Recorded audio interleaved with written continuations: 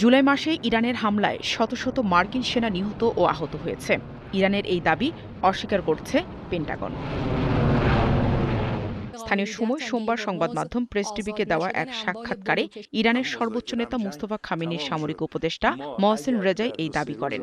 তবে যুক্তরাষ্ট্রের দাবি, সাম্প্রতিক হামলায় নিহত ও আহত মিলে ৬৫০ জন মার্কিন সেনা হতাহত হয়েছে। মার্কিন প্রতিরক্ষা দপ্তর গত রবিবার হতাহতদের সঠিক তথ্য রাখতে একটি নতুন রিপোর্টিং পদ্ধতি চালু করেছে।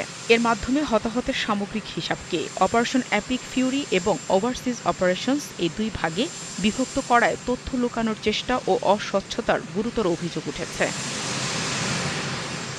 এদিকে হরমুজ প্রণালীতে বাণিজ্যিক জাহাজ চলাচলে হুমকি দেওয়ার সক্ষমতা কমানো এবং তেহরানকে আবারও আলোচনার টেবিলে ফিরিয়ে আনতে কয়েক মাস ধরে দেশটির বিভিন্ন লক্ষ্যবস্তুতে বিমান হামলা চালিয়েছে যুক্তরাষ্ট্র।